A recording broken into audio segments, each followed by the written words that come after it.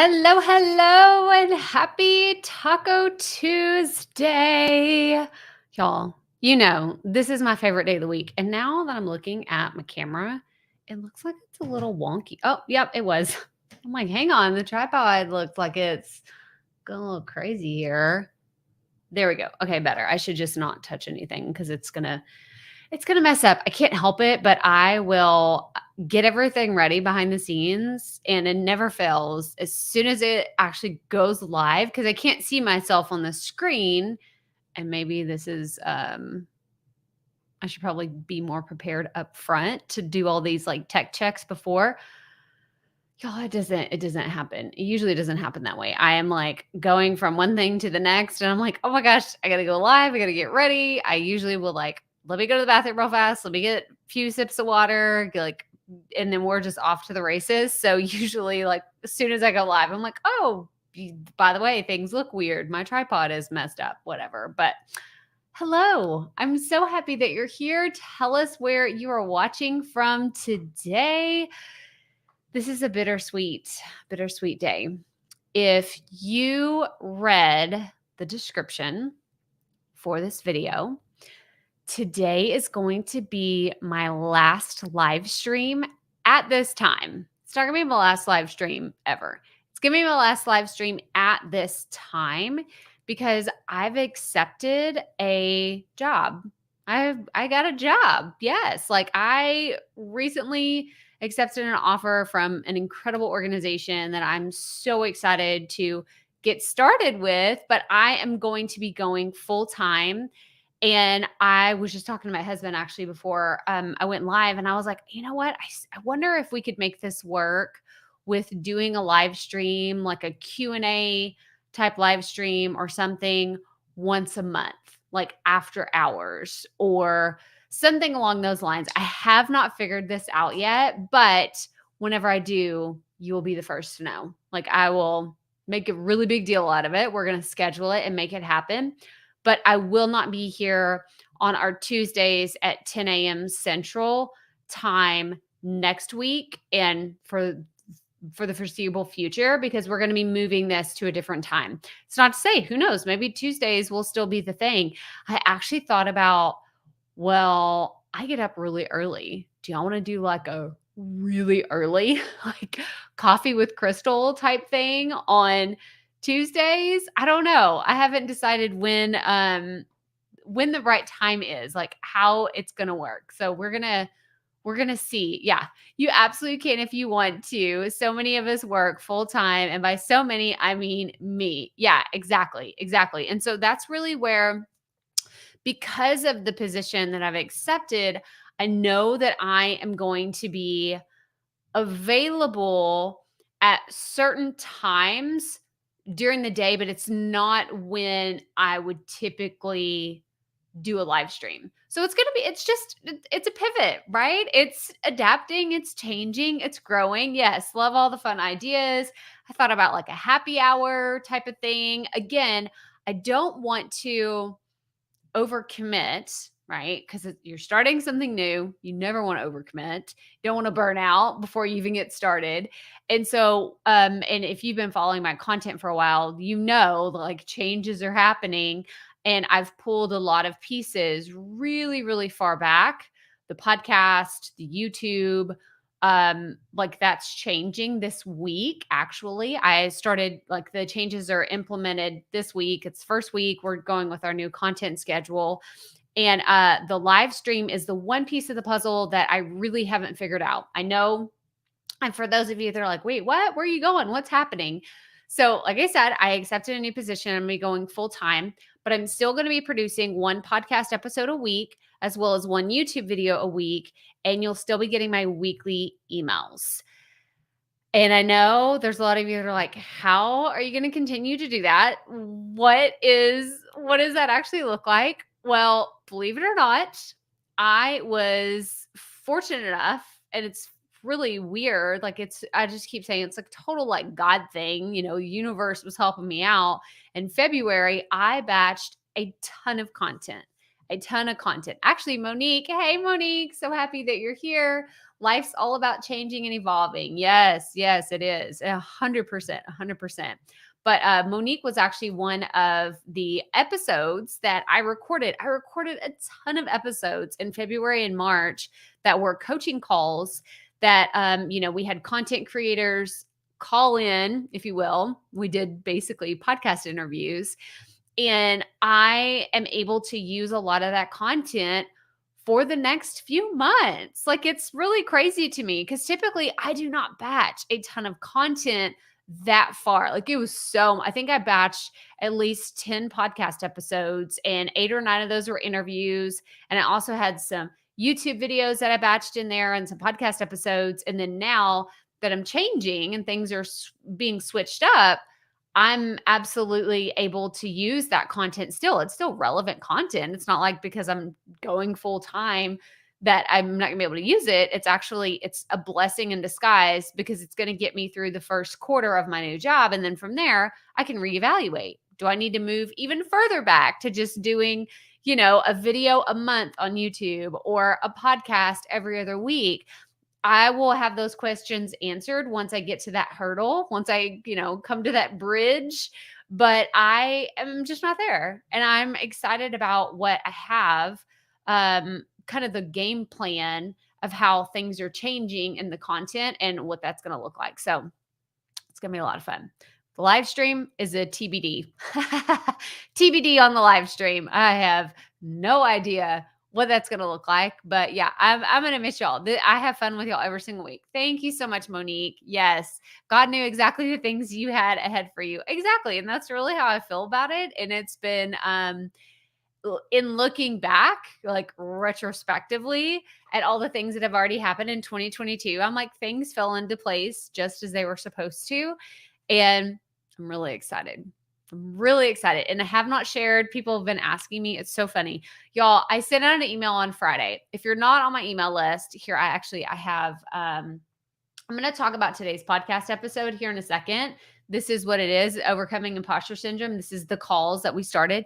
But if you go to any page on my website and you scroll all the way to the bottom, you're going to see this down here. So if you're not currently on my email list and you want to hear from me, this is the easiest way for you to get on my email list. So go to crystalprofit.com and then here, let's just go ahead and throw this up here.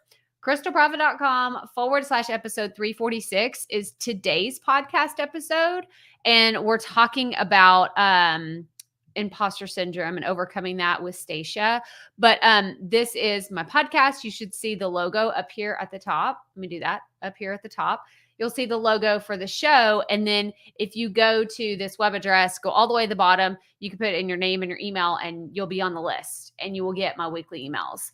But yeah, I had many of you after I sent out my weekly email this past week, you're asking like, what organization, like, well, who are you going to work for? Who are you going to work for? And I haven't disclosed that, but it's not Amy Porterfield. I had many people are like, are you going to work for Amy Porterfield? I'm like, no, I'm not, because I know I talk about her a ton. She's my mentor, but that is not who I'm going to work for. So that is a great question though. I mean, I would have thought the same thing too. So you've asked, many of you have asked. So I thought I'm going to tell you that that's not who it is. But I wanted to dive in because I know a lot of you are coaches or you work with clients, and I wanted to share more of the behind the scenes. And maybe this is even one of those like meta topics that I could teach on one day, how I set up these coaching calls. But overcoming imposter syndrome is what we're talking about today. And this is with Stacia Archer Clark. And it was such a fantastic interview. I have kind of been in the same circles as Stacia. And so for us to actually have this conversation, it was great. It was so good. But I want to tell you, again, we're going to get super meta. We're going to get super meta about this. And I don't even know if you want to hear this, but it's just like, okay, that would be something really good to teach. I did not go into this conversation with her in this coaching call thinking we're going to talk about imposter syndrome. She did not, like, we had to fill out this questionnaire, and I'll show you that part here in a second. she filled out this questionnaire when she volunteered to say, hey, I want to do a coaching session. She did not say imposter syndrome was like the big thing holding her back, but after listening to the episode, right? Because I edited it, I listened to the whole conversation again. That was the thing that I pulled out that most people in my audience could relate to.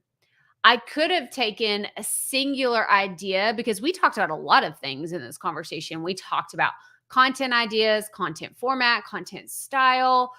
We covered other specific areas about her audience and her topic, but the imposter syndrome just really hit home. I think it was because I saw so much of my own journey with imposter syndrome in her current journey in creating content for her podcast. So I thought, you know what, this is going to work really well. I know I'm not the only one that suffered through this. She's not the only one that's experiencing it right now. So that is the idea that I want to use for the title of this episode. Are you with me? Does this make sense? So for those of you that maybe you struggle with titles and you're like, well, I want it to be SEO friendly, but I also want it to be something that people are immediately going to see and they're going to be curious about. This comes with practice, y'all. This 100% comes with practice of understanding your audience, knowing how to title things. Like, this isn't my first rodeo. I've been doing this for 346 episodes at this point and more because of all the other content I've created. You have to think about titling something or people are going to be enticed to, well, what is that about? What does she mean overcoming it? Because it means someone had imposter syndrome and now they're working through it, not just they have it and they're crippled by it. Oh my gosh, that's what I'm dealing with right now. And I don't want to the first draft of this title was struggling with imposter syndrome. But I didn't want that to be the narrative for this episode. I didn't want it to be that it was something that she was struggling with actively and she was like drowning in imposter syndrome. I want it to be her overcoming it in real time on her own terms. So again, this isn't a question that you asked, but I was thinking, oh, you know what? We need to talk about how I titled this episode because I did change it at the last minute. I think that struggling was just not the right word. So I changed it to overcoming. Yes. I love it how you pulled that topic out. And Monique, especially because I know the topic that you speak about on your Demo with Mo podcast, I think that when you're going back and you're listening, right? You're editing your show and you're thinking about what should the main thing be for this episode? Or, maybe you have a title. You're like, I set this title. I know this is exactly what I want, but you're thinking about what should the description, right? Because this is something else. We have to do our title, our episode description, or maybe even part of your show notes. You're like, I have no idea what to write about. When you listen back in the editing process, this is for podcast. This is also for YouTube as well. If you're watching a video back and you're like, how am I supposed to tease this out to my audience? Take note whenever you're listening or watching and say, where's the juiciest piece of this episode? Where is the piece that's going to grab the majority of my audience's attention? Or it's going to suck them in and say, I need to listen to this. Like, that is in my queue to listen to or to watch next. Or if you're listening and you're like, dang, that was really good. That was really good. Either from you, if you're doing solo episodes, or from your guest, if they just say something that's like, that is going to be the takeaway for this episode. That is what you need to tease out to your audience. Maybe you don't have to give the whole idea away, but I encourage you to look at it from that perspective of like, what can I say that will get someone to add this to their queue or go listen to it immediately? Like, say, oh my gosh, that's exactly what I need today. I'm going to go pick up my phone and listen. So there's a little behind the scenes, I over deliver and all the things that I'm thinking, and I have to share them. So there you go. There's a little extra. Okay. So I want to go back to Stacya's episode, and they're not long. I intentionally made these really a lot shorter than my typical interviews, which could be up to 45 minutes to an hour long. I wanted these to be around 30 minutes, like not a ton longer. They actually ended up being, I want to say the entire like conversation piece is typically around 20 to 25 minutes, but hers, for example, is 26 minutes, and that's with my intro and the outro. So that was first and foremost one of the things that I thought about whenever I set out to do these coaching calls. But this is the part that I really wanted you to see. If you're thinking about doing something, you're like, oh, I could do that for my content. I have coaching calls or I interview people. I wanted to put these out here for you so you knew the questions that I was asking. And I literally set all this up in Calendly, which is my interview platform that I use to schedule interviews. I can literally go in and I actually have, oh, excuse me. Oh, sorry, y'all. I have this like yawn. I feel it coming. It's like right in the back of my throat. I haven't been talking as much, which is really weird. I haven't been recording a ton of things. So I'll catch myself. Like there's a yawn that I'm like trying to trap right in the back of my throat. And it's this weird thing that happens whenever I start talking. Sometimes it will happen in the middle of a podcast episode. I try to like shake it off and make it not happen, but sometimes it just hits me and it's this weird thing. I don't know. We're done. We're done with weird quirks. Hey, Tanya D. So happy that you're here out running errands, but wanted to pop in and say, hey, y'all. So happy that you're here. We love that you popped in to hang out with us for a second. But these are the questions that I asked in Calendly and that they were able to fill out. So what type of content are you creating? And it was like a tick box where they could, select all that apply. And then what do you want coaching on during our session? So let me make this even bigger so you can see it. Hang on. I don't like it when it does that. There we go. Okay, let me know that y'all can see that okay. But whenever I created this, I have another coaching, I guess, form, a Google form that I use whenever I take on coaching clients. And this is typically what we would talk about. So I just use that same format, again, repurposing at its finest. And I took those questions and tweaked them slightly for these coaching calls so that they would be relevant. They would be helpful to me to understand where somebody was coming from, but also it would be helpful for the people that I was coaching so that they knew what they needed help with, right? Like they knew, okay, we're going to focus on these two things or this one really big issue that it's like a global problem that you're having in your content, but if you get it figured out, it's going to trickle down into all the other pieces of maybe your workflow or how you create content. So things like you'll naturally just have more questions about it. And if you want to do this for your content, I would recommend the questions you always get asked. Like, what do people always ask you? Like, what are the common themes that you see? That is what you could put for the topics that you have in your coaching session. So that's what all these are. Then, of course, I asked your top goals. What's your number one concern? Why are you creating content? What is your content's purpose? And this is a really big thing. So for those of you that are coaches and you're like, I'd really like to use my content to showcase how I help people or what a coaching experience looks like, I really recommend pushing into or leaning into someone's why and someone's purpose. And the reason I think that you should cover the problems and I think that you should talk about goals and all those things. But when you talk about someone's purpose and their why, people feel that differently in content, and whether it's a relatable why or a relatable purpose, we kind of frame our minds differently around you as the host or the creator or the coach that we would potentially consume your content, hire you to be a coach or whatever. That why and the purpose behind it, it just sits differently. It hits you on a deeper level than just saying, oh, I have that same problem that they talked about. This is a great story or whatever.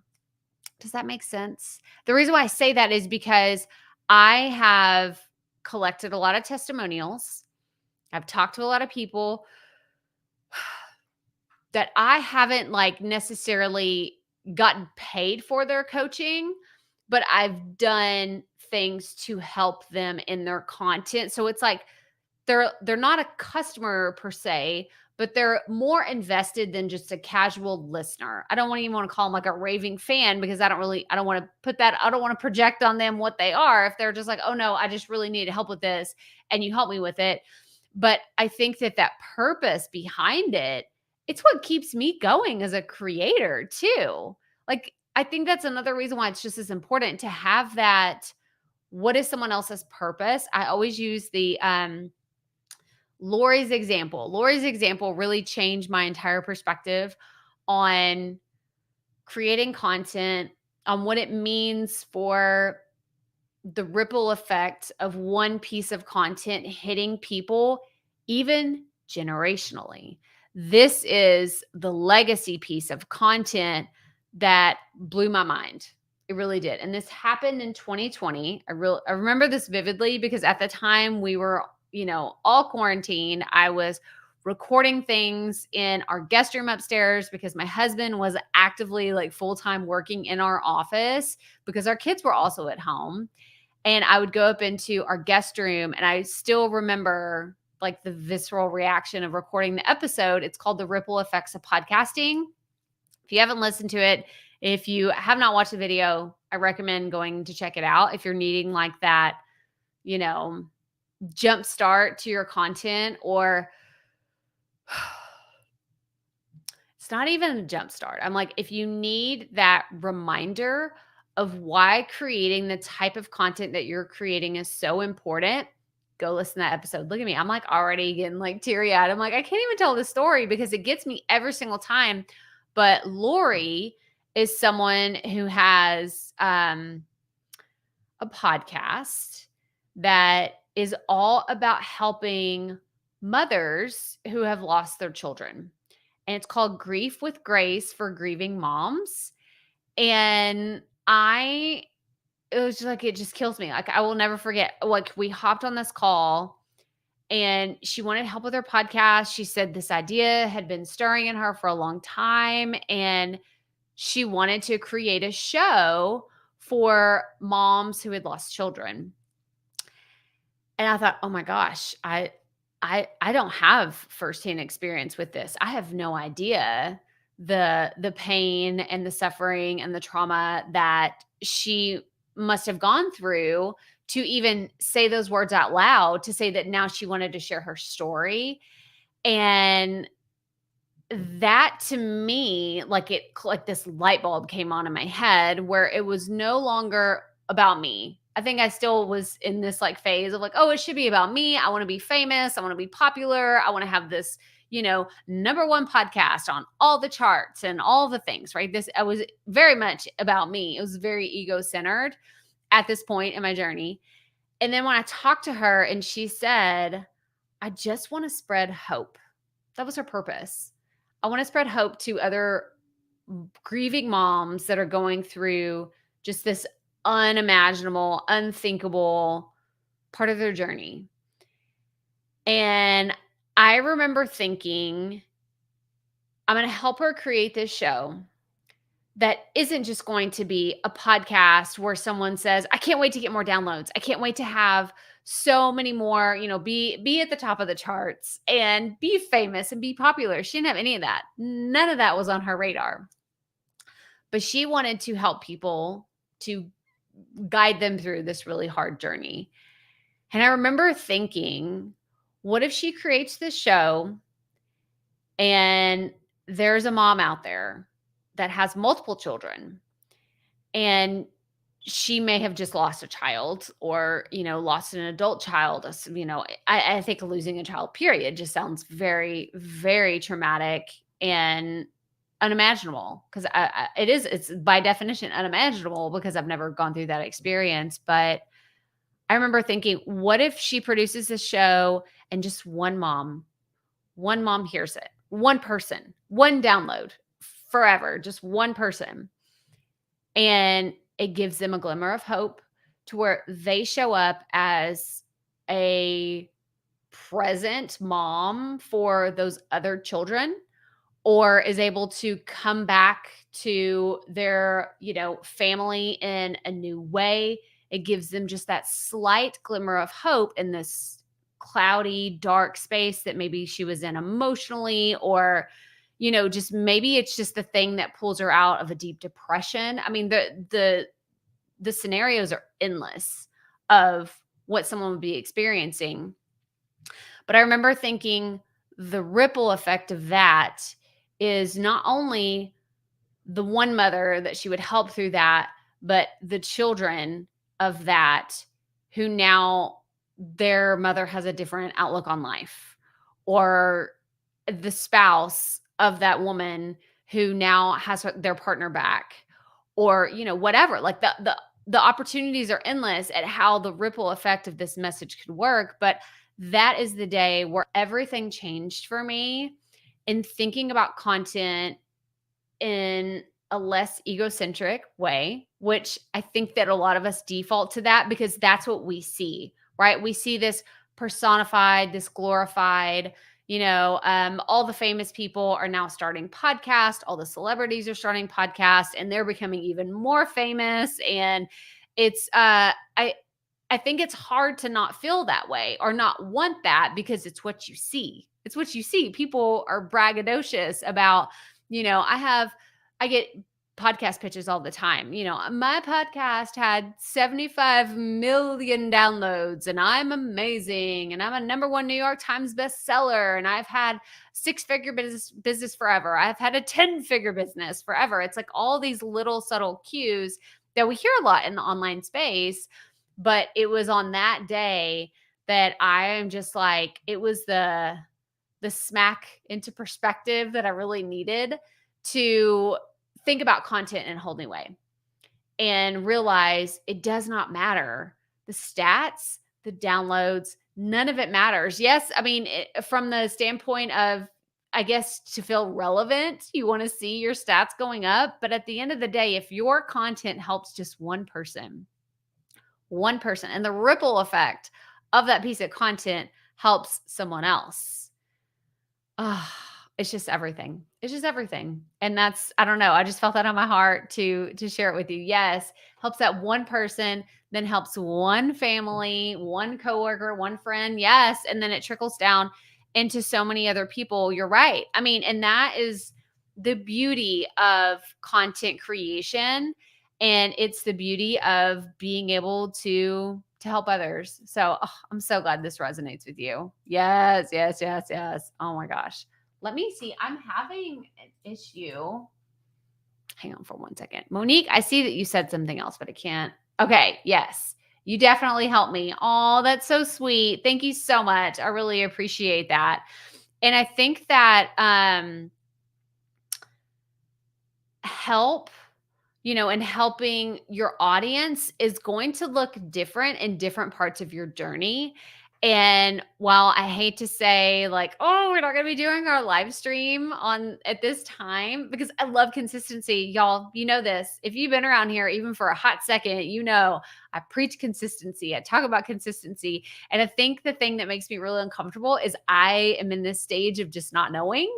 And I have to figure it out. I start my new job on Monday. I have to figure out my personal schedule with the kids, and I have to figure out our family schedule with me and my husband. Like, okay, like I'm going to be doing this now. Like, how does that jive with your schedule? And just really figuring that out.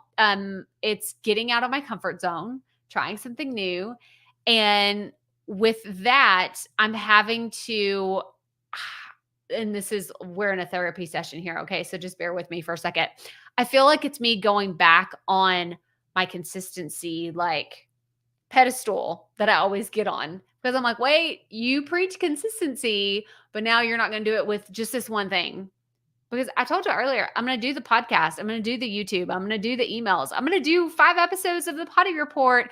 But I have part of me that still wants to keep going at the same rate that I have been going. And it's been really hard for me. It's been a challenge, but it's also been very freeing mentally to not constantly have a ticker about content in my head, because this is something that I have had going on for multiple years now, it's that would make a great podcast episode. Oh, I need to create a YouTube video about that. And then I go and do it.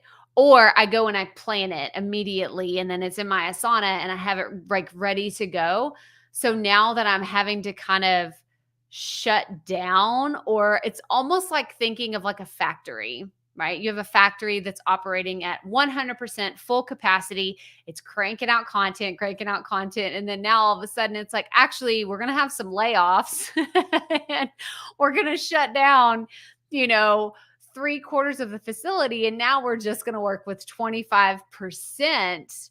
Well, part of me is like, okay, but with that 25%, we can still keep cranking out everything that we were at 100%, right? And that's the mental struggle that I'm dealing with right now, is coming back from the logical, rational part of me. That's absolutely impossible. You're not going to do that. And my desire to continue to be consistent. So that is something I'm struggling with. Like I'm working through in real time. But also, it was so awesome. I shared this with a few of my close friends just yesterday. I said, I just had a fantastic weekend, an absolutely fantastic weekend. And they're like, oh, what'd you do? Like, what was so great about it? I was like, nothing. Nothing. I didn't do much of anything. We worked in our garden beds. If you follow me on Instagram, you saw my stories of our before ripping out all the weeds and all the dead stuff in our garden beds, and then after everything like looked a lot better. And I did that. I watched TV with our oldest. You know, we started watching The Office together. And then I went to the garden center with my husband, our youngest son. We went and had like a little family trip. Like I did a bunch of things that I typically wouldn't do, because I would say, you know what? I have 4 hours free on a Saturday where no one needs me. I don't need to be cleaning the house. I've caught up on all the other house things that I need to do. I would typically use those hours to work. I would, because I would say, well, if it's open and there's stuff to be done, then I should do it. That I should do it. Or it's a Sunday afternoon and, you know, like the kids, they don't ever get their tablets and stuff like that during the week. And we don't let them do video games during the week. So it's really just on the weekends. And so they're doing their video games, they're hanging out, doing their thing. My husband's doing something else. And I'm like, okay, this is me time. Typically my me time was, okay, I'm going to go work on my content. I'm going to go work on my business. I'm going to go do something else on my website. I'm going to go create a YouTube video. I'm going to go edit this podcast. I'm going to go like work on this launch. I'm going to go do this thing. So I found myself really working on Saturdays and Sundays on a pretty regular basis. And I know probably a lot of y'all don't want to hear that. I don't know if there's any assumptions around what kind of content creation that I was doing behind the scenes, but it was a lot. It was a lot. It wasn't just Monday through Friday. It was Saturday and Sunday too. And that was for my own reasons though. I wanted to do that. I wanted to create as much content as I was creating because I love it. I still love it, which is why I haven't said like, oh, I'm going to be working full time. Now I'm just not going to create any content. No. That was never going to be part of the deal. Like if I had to give up everything in my business, I'd be like, oh, I don't think so. I don't know if this is going to work out, but I'm really excited about what is coming up in the future. I think that it's just going to be such a fun opportunity. I can't wait to tell you more about it. Hello, Purple Paisley Planner. That one is always a tongue twister. I have to like say it very slowly, very intentionally. So happy that you're here. Happy Tuesday. Oh my gosh. Yes. Smash the like button. Thank you so much. And actually, we're 30 minutes plus into this. Y'all, we haven't even said hi to Rita today. Okay. Taco Tuesday Rita is here. It's my favorite day. Taco Tuesday is my favorite day of the week. This is my other GIF that I love to like, let's dance with all the tacos. And if y'all use StreamYard real fast, let's talk about this, because I didn't realize until the other day I was doing something and they have music in the background. Let's see. It wasn't that one. It's this one. Can y'all hear me and hear this music? Can y'all hear the music in the background? Because I was like, I don't know how that's going to work. I'm like, am I just dancing to this music by myself, or can y'all actually hear this? Oh, wait, hang on. Ooh, 100%. It's gonna be way too loud.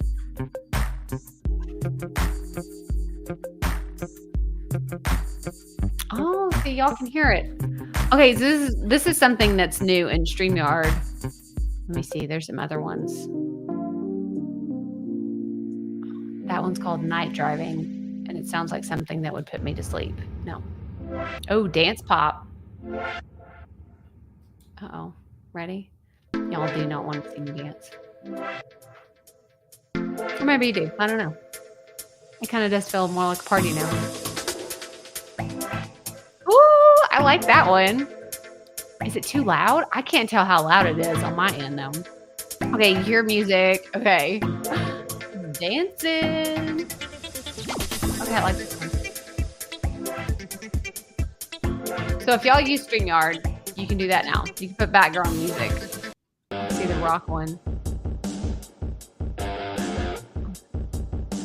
don't like that one as much. That one's okay. I was actually wondering if y'all could hear my this one's called Into Space. I like that one. I had to wash my clothes. So I have my washer and my dryer going on right now, and I use those like wool balls in the dryer.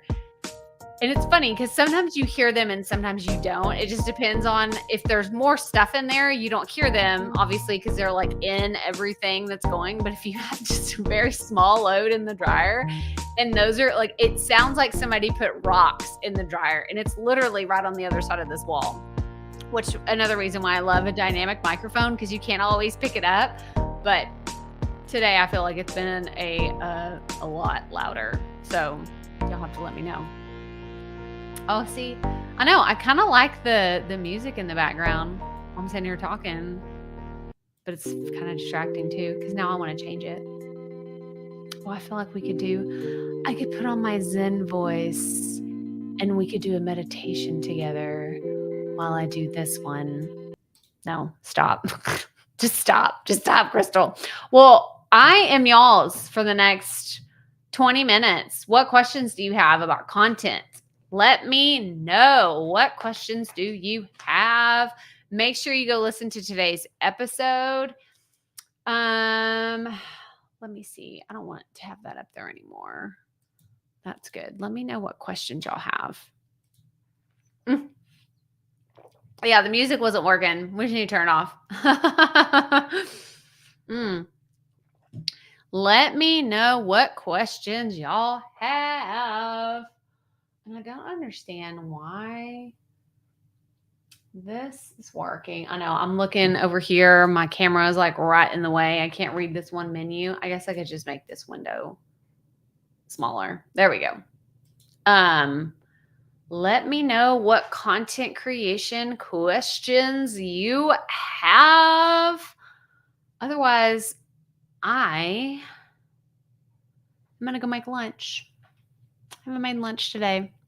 I will usually do like the day before if I'm going through all the efforts to make a salad. I will go ahead and like put everything together, but then I'll do another like extra one for the next day too. So I don't have to do anything for lunch. I didn't do any of that today. So I'm like, I gotta make a sandwich or I gotta make a salad or something, which I actually do love to do. So I'm kind of complaining, but not complaining. I think I'm just more hungry at this point. But okay, Monique has a question. How do you ask people you don't know to be guests on your show? Where do you look for them? Monique, I have a podcast episode that you need to go listen to. Let me find it. Actually, I think I have a YouTube video for this too.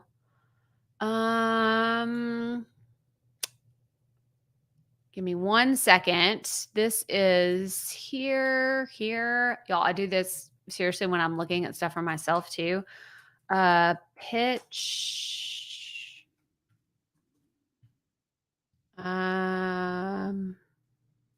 Okay.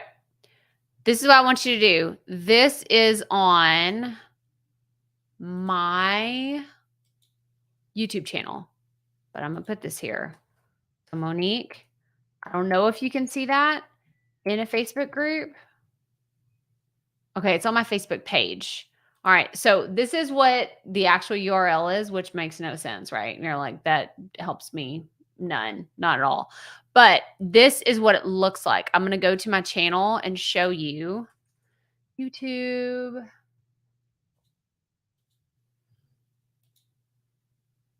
Oh, stop sharing my screen. Hang on. Hold on, please. There we go.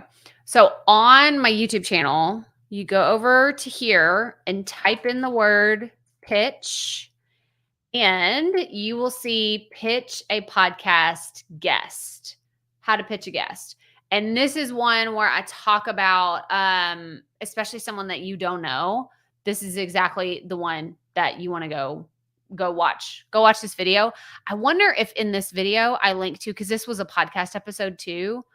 Yes. So if you go down here, let me make this a little bit bigger. In the description of this video, it says guest for your podcast, how to pitch a guest. The episode is right here. So you should be able to go find that as well. But basically, I mean, if you want me to give you a more concise answer instead of just boil it down for me, what do you do? I would ask people in your network, for sure, your professional and your personal network, tell them what you're looking for and say, hey, I'm looking for people that have XYZ qualifications, or they are an expert in this topic. Like, kind of sit down and brainstorm, like, who would be your ideal guest. I also have a podcast episode on being selective with your guest. If you haven't listened to that one, that's another good one, because it kind of helps you go through the mental process of weeding out what you don't want, which I think is just as important as, everybody wants to find the dream guest, but those are few and far between. I have to tell you, like, dream podcast guests are few and far between. But when you're pitching someone, you want to make sure that you're just very upfront with them about the expectations. Like, I'm looking for someone like this. I see that you have this type of experience, or you could bring this to our audience, or any kind of personal point of reference is always great.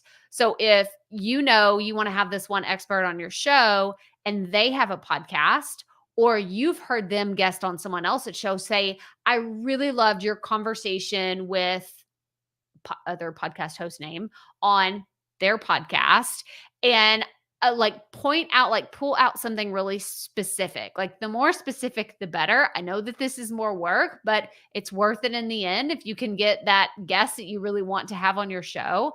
So if it's someone, maybe it's one of your mentors or someone you followed for a while, and you're like, I just really want them to be on my podcast. Take some time, do a little research on them, and let them know about your audience, who you serve, and how that is relevant to them. But also make it about them. Like, I know that you're an expert in, let's say marriage counseling, or, something along those lines. Like, I don't know. I just know your specific topic, Monique. But maybe you're looking for a marriage counselor or marriage expert, and you want to specifically highlight something that that person does very, very well. So you don't want to ask someone to come in and talk about a topic that they don't know about. You want to say, I see you already do this so well on this other platform. I would love for you to bring your expertise, your advice to this platform. And it doesn't hurt to tell them, I'm going to let you promote your website, your books, your events, your courses. I would happily let you do all those things, let you have that promotional airtime. So that's another thing that doesn't hurt. It's more likely to get you a yes than it would be a no. So it can't hurt. Great question. Purple Paisley Planner. I have to say it really slow. I never know the time of day to upload my videos. Oh, okay. This is a really good question. In your YouTube studio. So let me go down and show you the back end. Now, I always forget where this is, so bear with me for a second, okay? This is here. Maybe it's under engagement. audience. Okay, here it is. So, if you've already been uploading videos on YouTube, then you should have some analytics for the last, you could change this here to be the lifetime of your episode your channel, or you could do the last 28 days, the last year. Let's just do the last year, for example. I want to look at when your viewers are on YouTube, and this tells me the time when people are most active. And this is going to be different for everybody. My audience may be different than yours. And I honestly would just pick a time and say, this is when I'm going to publish my videos. So if you're like, oh, I could do 11 a.m. on a Monday. That sounds doable. Or if you're like, oh, Thursdays are actually better for me. I don't like to do it at midnight because I like to go in and actually make comments in the first hour. Like I will go in there, the video goes live. Here's my process. Let me go full screen again. Here's my process when I upload a video. I usually upload it at 7:15 a.m. Central. I know it's a really weird time. It's just what I've chosen to do. And it's because I can upload it at 7:15 and by 7:30 my posts are going live on Instagram for people to go watch it. So my little content teaser where I'm like, "Hey, this video came out today. You can go watch it." So there's like this 15-minute time frame that allows me to have the video published, and I will go and like it myself. I also put a comment and I say, what other questions do you have about this topic? Post them below. So immediately I'm getting a like, I'm getting a comment on my own video from myself. Okay. I do this myself.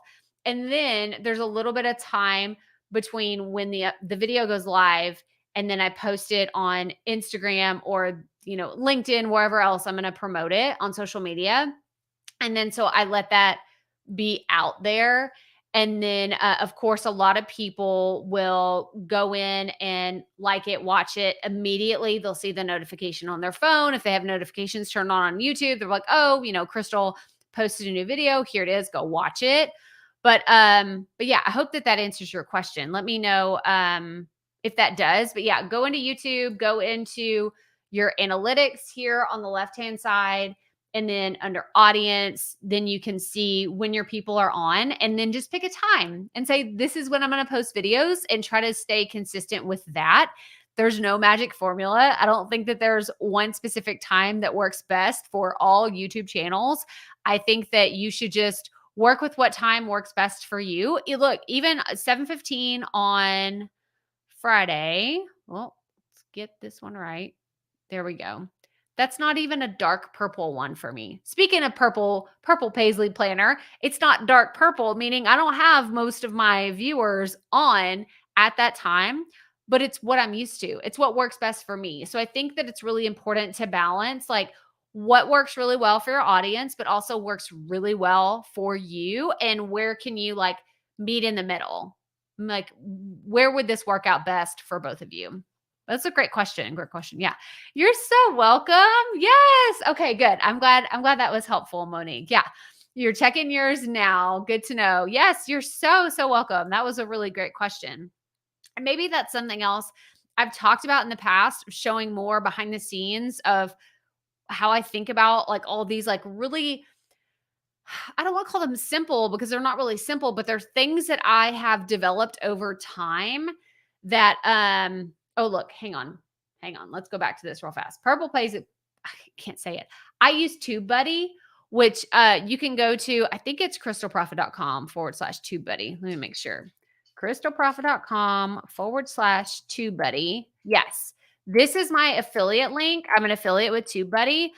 Go try it out.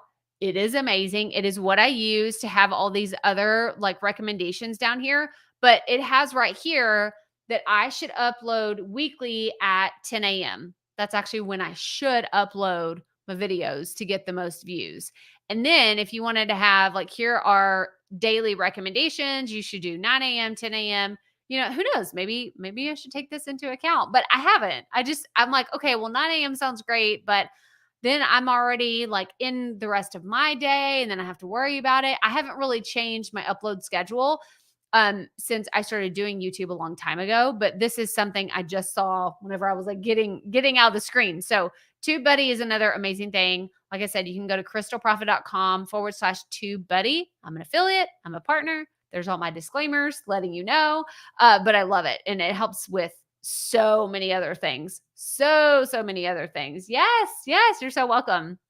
But what I was going to say is the intricacies of or the nuances of creating content, the way my mind works. I need to just write everything down. But y'all, it's hard. It's hard. There's so many things that go into content creation, content strategy decisions. If you have questions about content strategy, let me know because I'm actually going to be making a video in the next 2 weeks about content strategy, like what it is, why you need it, how it works, and so on and so forth. So if you have any questions, let me know, and I'd be happy to include it in the video that I'm creating.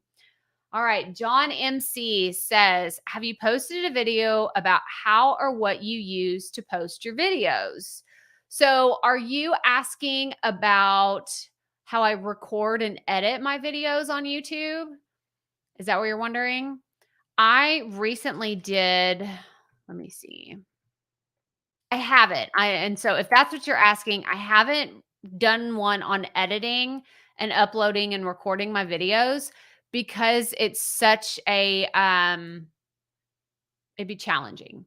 The reason why I say it'd be challenging is because like I need to like record myself recording in the whole process. So yeah, okay, so the equipment, the process, etc. Okay. This is a really good question. John, I have a video. I'm going to put this back up here so we can go. Let me go back out here. If you go to my YouTube channel and you type in studio, then this video right here I uploaded just 2 months ago is a tour of my podcast studio. Now, I also show you a little bit more behind the scenes about YouTube as well. There was one about, I'm trying to think of the name of it now. Because it was pretty recent. Pretty recent, where I did talk about how I record using. Here, let me go in here. That way you don't have to look at it and you're like, what are you talking about? That is way too much stuff. YouTube. Okay, here it is. So there we go. Now I knew I'd find it. This one doesn't show you all of the editing, but I do show you all the equipment that I use. So if you go to my channel and you come over here to the little search icon and you type in YouTube, you will see this one, or you could go to my playlist that is all about the behind the scenes. So it's how to record YouTube or how to record videos for YouTube, and it's behind the scenes. I share with you. I use Camtasia, which is my video editing platform. I also use my Rode Procaster. This is my microphone. And then my camera is a Sony ZV-1. So if you just want the equipment that I use, you can go to that video and everything is linked below. Here, let me click on it. Okay. And then you come down here. And then I have resources mentioned. Oh, hang on. Let me take this off. There's resources mentioned, but there's also gear. So I link to my ring light, my smaller ring light that I've used previously, and I show you what it looks like. My Sony camera, the lens, which is, I always forget, I bought another additional lens to put on this. So it's a wide angle, which I highly recommend if you have a camera and you're going to be doing a lot of live streams or recording like this, like I'm pretty close to my face. So I like the wide angle shot because otherwise I think you would really only see, oh, not even that. You'd probably see about that much. You can't even see that because I'm here. You'd probably only see about that much if I didn't have my wide angle lens and I just zoomed in. So that's a big deal. That's a big area that you're able to see. This is what it would previously, yeah, it'd probably be about that much. I think that's what it was before I added the wide angle lens on here. So there you go. And I have my podcast microphone and all those things. So how to record videos for YouTube on my YouTube channel. Yes, you're so welcome. You're so welcome. And like I said, I haven't done any video editing videos, and that's why. That's why I haven't done a lot of things like in Camtasia to show you because I don't feel like I have you want to talk about imposter syndrome we were talking about earlier. I don't feel like I have that, I don't know, that zhuzhiness when it comes to video editing. I don't feel like it's very complex. It's very simple. Maybe that's what you're looking for. But I just keep things very basic. And at this point, everything is basically a template or it's a library, like meaning I have all my important assets that I use on a regular basis already in there. But yeah, I'm going to add that to the list. Okay. Okay. You convinced me, John MC. I'll have to dedicate it to you whenever I do the video. Yeah. Shoot first, aim later. Yeah. 100%. 100%. And that's really what I did whenever I was creating my YouTube videos back in the day. I started recording on my phone.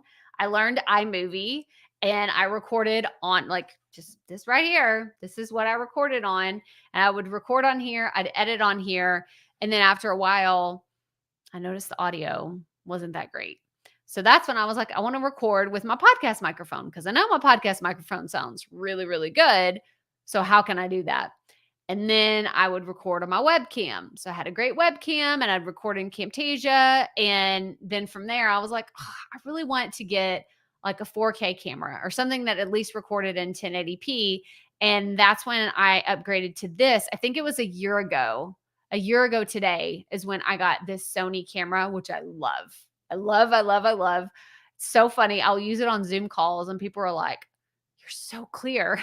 I'm like, sorry, I guess is that a bad thing? Like, I don't like are we too close? Like, do we not need to see all the freckles on my face right now? Like, what's happening? But I love this camera. It's so clear. It takes great pictures. It's great for streaming. But yeah, it's been a process. It's been a journey. Like upgrade when you can, do what you can with what you have. And Camtasia is one of those editing programs. It's simple. We'll just say it that way. I've used Adobe Premiere in the past. It was too much. It was way too complicated. And they don't advertise this. They don't tell you this, but you can't screen record in there. And I'm like, you can literally like map out the plans for world domination in a video but you cannot screen record in this program. Why? Why? I don't understand it. So I don't do it anymore. Unsubscribed from that. And now I just use Camtasia and I love it. I love it because it's so simple. So maybe that is something I need to do. Yeah. I've been creating for 4 years. I've been doing podcast episodes for 4 years. And we're coming up on my 4-year anniversary. And then YouTube, I've been doing consistently for 2 years, I would say. Consistent. Yeah. Yeah. At what point does your equipment evolve with your channel? Starting with a basic budget mic and cam myself. I think that you know when it's time to upgrade. I think whenever you feel like this is the thing that I want to be doing, right? You're like, I'm invested in this. I'm having a lot of fun. And maybe you're going back and watching some of your videos and you're like, oh my gosh, my audio sounds awful. That was whenever I was like, I need to upgrade to something else. And what I did first before I got a new camera, I bought a lavalier mic, like a lapel mic that I could hook in and I'd do it on my phone. That worked for a hot second because I hate cords. So then my husband and the kids bought me a USB or whatever, lightning thing that you plug in. It's by Rode as well, but it's a video mic. Hang on. I have a video about this too. What is it called? Rode Video Me. What is it called? Rode. There it is. Rode wireless video mic for recording on your iPad. I'm going to show you this because you can't really imagine what I'm talking about. Rode No, y'all can't see it. I'm gonna bring it up. Road.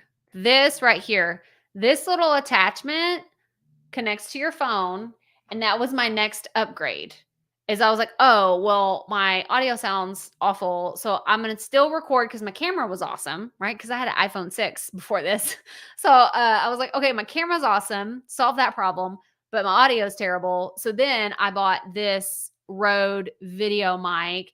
And it was all baby steps. It's just baby steps of if you're like, man, I want to upgrade my video. Well, maybe you need to buy a webcam, not a $1,000 camera, but you're like, "Ah, okay, like I can afford this next tier up." And so for me, that was a $50 webcam that was really high resolution.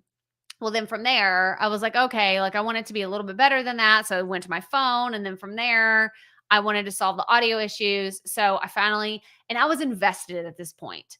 I loved creating. I knew I wanted to create hundreds more videos. And that's when I was like, it's worth the investment to me to purchase. I think it was like an $800 camera at the end of the day, and it was worth it. It was worth it to me because I love it. And I have gotten use out of this thing for a year. I can't even believe it's been a year since I've had this camera because I've used it so much. I've already gotten its money back because of how much content I've been able to create, how much money I've earned on YouTube. And I mean, it paid for my camera and just doing that. So you just have to think about it that way. Did you set out to monetize your content? I think that was always part of the plan. It was always part of the plan. I didn't know how. But I knew that I wanted to make money with my content because I didn't want to just do it for free. I would have quit a long time ago if I was still just doing it for free and I wasn't making any money at all.